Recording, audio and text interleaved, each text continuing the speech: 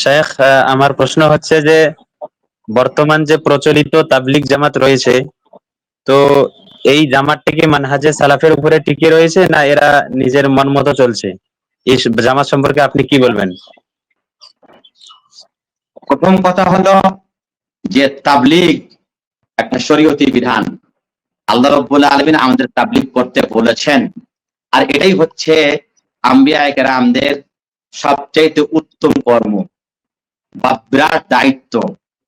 এবং এই দায়িত্ব পালনকারী হিসেবে আল্লাহ রাব্বুল আলামিন রাসূল নিযুক্ত করেছেন উলামায়ে কেরামকে। ওয়ালতাকুম মিনকুম উম্মাতুন ইয়াদউনা ইলাল খাইর ইয়া'মুরুনা বিল মা'রুফ ওয়া ইয়ানহাউনা 'আনিল মুনকার। আল্লাহ বলেছেন মান রাআ মিনকুম মুনকারান ফালিয়ুগাইয়িরহু বিয়াদিহি। সুতরাং দাওয়াত তাবলীগ করা কখনো মানুষের উপর ওয়াজিব হয়ে যায় এবং কখনো মানুষের উপরে এটা মুস্তাহাব হয়। তাহলে দাওয়াত তাবলীগ করা এটা শরীয়তে আছে বা দাওয়াত তাবলীগ করতে হবে। তবে আমাদের দেশে যে প্রচলিত তাবলীগী জামাত, এরা কি মানহাজে সালাফের উপরে চলে না চলে না? এরা মানহাজে সালাফে সালেহিনের উপরে চলে না। কারণ দাওয়াত তাবলীগ যখন আল্লাহ নবী মুআজ বিন জাবালকে করতে পাঠালেন ইয়ামানে, তখন আল্লাহ নবী দাওয়াত তাবলীগের কিছু ভূমিকা দিলেন, কিছু ভঙ্গিমা দিলেন, কিছু তালিকা দিলেন যে এইভাবে তুমি দাওয়াত তাবলীগ করবা। এবং দাওয়াত তাবলীগের কয়েকটা উসুল, তার মধ্যে একটা উসুল হলো যে প্রথমত যারা দাওয়াত দেবে তারা যাতে উলামায়ে কেরাম হয়, তারা যাতে জানে যে বিষয়ে দাওয়াত দেবে সেটা যারা জানে। কুল হাদিহি সাবিলি আদউ ইলাল্লাহি আলা বাসিরাতিন আনা ওয়া মান ইত্তাবা'আনি। এটা হচ্ছে আল্লাহর পথ এবং আল্লাহর পথে আমি ডাক দিচ্ছি লোকদেরকে, আমি এবং আমার অনুসারীরা জ্ঞানের উপরে, ভিত্তির উপরে। জ্ঞান আছে, জ্ঞান সঞ্চয় করেছি, তারপর দাওয়াত দিচ্ছি। আর এটাই আল্লাহ রাব্বুল আলামিন সূরা আসরে বলছেন, ওয়াল আসর ইন্নাল ইনসানা লাফি খুসর ইল্লাল্লাযিনা আমানু ওয়া আমিলুস সালিহাত ওয়া তাওয়াসাউ বিল হক ওয়া তাওয়াসাউ বিস সাবর। প্রথমে ঈমান আনলেন, তারপরে আমল করলেন, তারপরে দাওয়াত দিলেন। সুতরাং দাওয়াতের মারহালাটা বা স্তরটা হচ্ছে ইলম অর্জন করার পরে।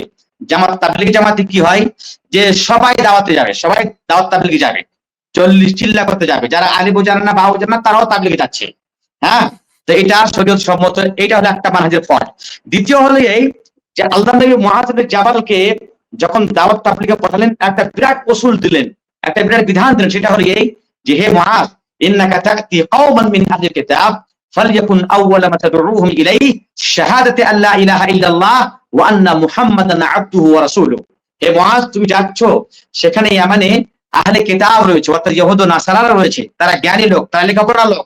তাদেরকে তুমি যখন দাওয়াত দিবে, তখন দাওয়াত দিবে সর্বপ্রথমে কিসের? তাওহীদের দাওয়াত দিবে, তাওহীদের দাওয়াত দিবে। ফাজাইল আমলের দাওয়াত দিবে না, নামাজের দাওয়াত দিবে না, দুরূদের কি ফজিলত, হ্যাঁ, সুবহানাল্লাহ কি ফজিলত, আল্লাহু আকবার কি ফজিলত।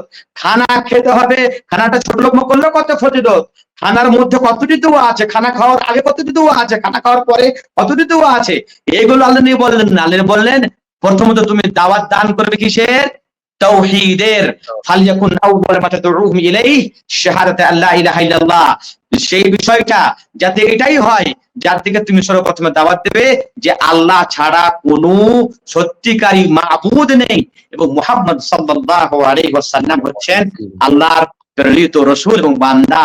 এবং তাওহীদের যেগুলো আরকান, তাওহীদ উলুহিয়্যা, তাওহীদ রুবুবিয়্যা, তাওহীদ আসমা ওয়া সিফাত, ঈমানের আরকান, ঈমান কাকে বলে, আল্লাহর উপরে বিশ্বাস কিভাবে রাখবো, নবীর উপরে বিশ্বাস কিভাবে রাখবো, এইগুলো হলো আকীদাগত বিষয়ের উপরে বিশেষ করে দাওয়াত দেওয়া। প্রথমত এটাই হচ্ছে মানহাজে সালাফ, আর এই দুইটাই জামাতের তাবলীগের মধ্যে পাওয়া যায় না।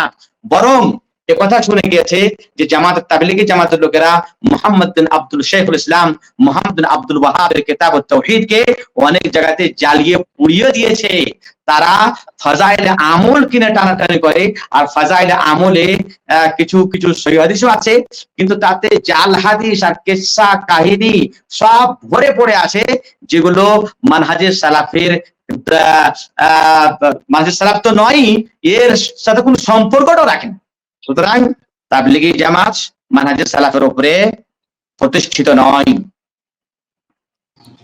শেখ, এখানে কিছু কিছু মানুষ বলেন যে যারা প্রাপ্ত বয়স্ক হয়ে গেছে তাদের শেখার জন্য মানে কোনো জায়গায় নেই, ওই জন্য এরা তাবলিগ জামাতে যায় শেখানোর জন্য, মানে শেখার জন্য আর শেখানোর জন্য, তো দাওয়াতি কাজ করতে যায় না। যদি আমরা তাবলিগ জামাতে যেতে বাধা দেই, তো এই সমস্ত বয়স্ক মানুষ কোথায় শিখবে?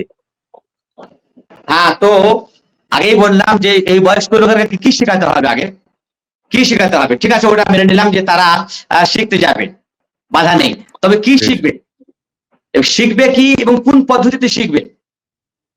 তাহলে সেখানে তো ফল্ট, সেখানে তো ফল্ট। সুতরাং যেখানে এই ফল্ট আছে, কারণ যে আমরা একটা লোকটা মারা যাবে কিছুদিন পরে, বুড়ো হয়ে গেছে, কতদিন বাঁচবে না বাঁচবে জানে না, তাকে যদি আমরা তৌহিদ শেখাতে না পারবো, তাহলে তাকে তাবলিগে পাঠার উদ্দেশ্যটা কোন জায়গায়? হ্যাঁ, সুতরাং আমাদেরকে তাওহীদ জানতে হবে। মান ক্বালা লা ইলাহা ইল্লাল্লাহ ইয়াবতাগি বিযালিকা ওয়াজহাল্লাহ দাখালাল জান্নাহ। যে ব্যক্তি আসলে তাওহীদকে জানলো আর তাওহীদকে জানার পরে সে যদি মৃত্যুবরণ করতে সে জান্নাতি। তাহলে আমি তো ফাজাইল আমার হাজারবার পড়ি আর সুবহানাল্লাহ সুবহানাল্লাহ কি দুটো যে আমি ভালো করে জানি, আর তাওহীদকে না জানি আল্লাহর ব্যাপারে কোন বিষয়গুলো আমি জানলাম না, তাহলে আমার হাসরটা কি হবে কিয়ামতের দিনে? তাহলে এরকম তাবলীগে যে কোন লাভ আছে? জি।